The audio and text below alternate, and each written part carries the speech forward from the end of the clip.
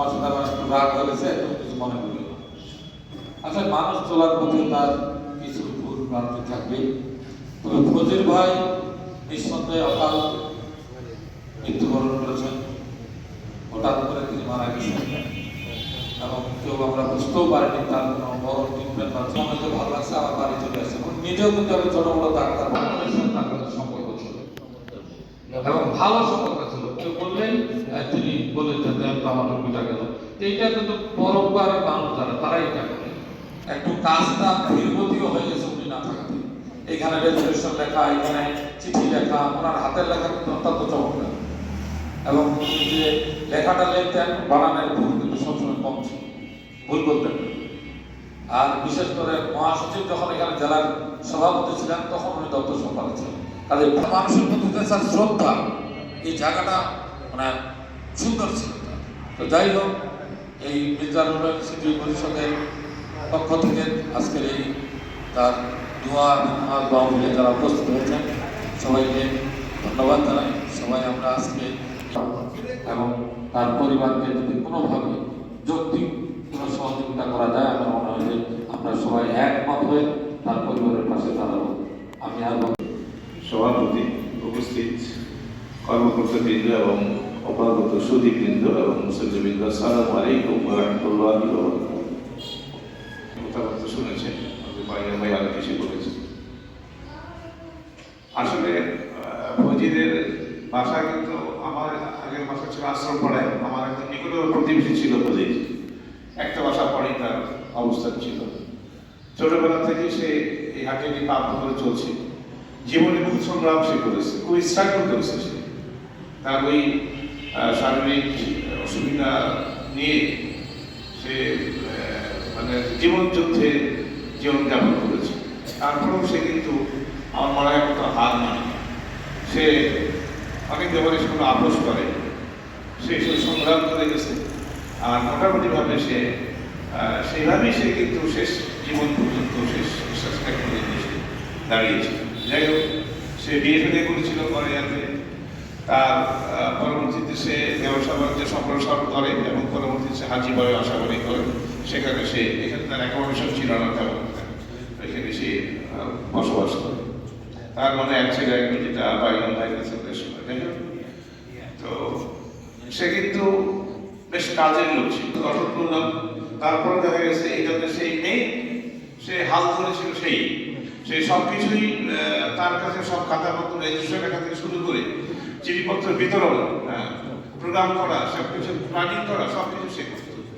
আমরা শুধু সাপোর্ট দিতাম, আমরা মোটামুটি তাকে একটু সহায়তা করতাম, কিন্তু সেই মেইন রোলটা করত।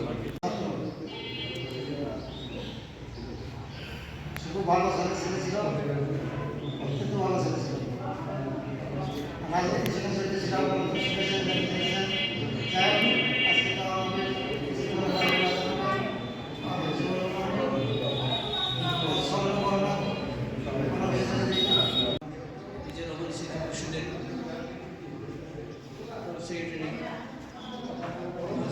সম্বন্ধে বলতে গেলে অনেক কিছু বলতে হয়, অনেক সময় কিছু বলতে হয়। তো সেই রমজানে যদি আমাদের কিছু বলা লাগে তখন ভালো সময় বলবো। আজকে শেষ করছি। আমি এই কলেজে অধ্যাপনা করছি ৩ বছর। কলেজের ছাত্র ছিলাম। এই কলেজের ছাত্র থেকে ওরা অধ্যক্ষ হিসেবে আমি এখানে অবসর গ্রহণ করেছি। কাজে আমি যখন কলেজে যাইতাম তখন তাকে এই চৌরাস্তার মোড়ে যে মোড়ে সে একটা লাঠি নিয়ে দাঁড়িয়ে থাকতো, দাঁড়িয়ে থাকে সে একনিষ্ঠ কর্মী, একদম সে মতামতে শাসন করতো যাদের দলের সে একনিষ্ঠ কর্মী। তার যে গুণাগুণের শেষ নাই, সে আমার চোখে ধরা পড়েছে। সে তো একজন নামাজি মানুষ, অত্যন্ত সৎ মানুষ, জীবনে যতগুলো সংসর্গে সে এসেছে বড় বড় লোকে, সেই চাকরিটা অনেক কোটিপতি হতো, কোটি হতো। কিন্তু সে যেভাবে বসবাস করে, যেভাবে সে জীবন করেছে, অত্যন্ত নেতৃত্ব গ্রহণের সে সাংঘাতিকভাবে যোগ্যতা আমি দেখেছি। তাই হোক, আমাদের সময় ছিল তার সঙ্গে বলার আজকে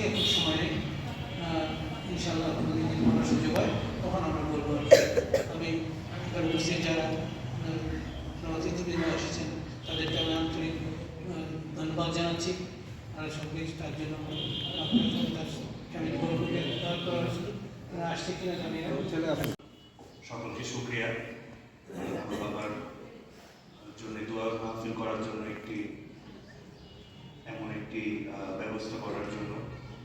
আমি বেশি সময় নেব না, তবে সকলের কাছে বিনীত অনুরোধ, আমার বাবা সবসময় চাইতেন সরল মনে যে সবার সাথে ভালো মতো চলার জন্য, সহজভাবে চলার জন্য, এবং কুটিল বা খুবই অন্যভাবে কোনো কিছু চিন্তা করার চেষ্টা করতেন না। তো তারপরেও যদি কোনো ভুল ত্রুটি হয়ে থাকে আপনারা সবাই মাফ করে দেবেন এবং সবসময় আমার বাবার জন্য দোয়া করবেন। এর চেয়ে আমি কিছু বলবো না, দোয়াটাই সবচেয়ে বড়। আসসালামু আলাইকুম। না ওটা তো ঠিক আছে। হ্যাঁ, 9 জুলাই ইন্তেকালের আগে বলাকার ডায়াগনস্টিক সেন্টারে যে উদ্বোধন হয় সেদিন আমার পাশে বসে মোনাজাত করেছিলেন। খুব খোলা মনে কথা বলেন, সবসময় হাসি হাসি কথা বলতেন, খুবই মহব্বত করতেন। মসজিদ, মাদ্রাসা, আলেম, ওলামা, একটি মুসলমানের এই গুণগুলি থাকা উচিত যে আমরা তো সকলেই পরকালের যাত্রী, সকলেই মৃত্যুবরণ করব, আল্লাহর সান্নিধ্যে সবাইকে যেতে হবে।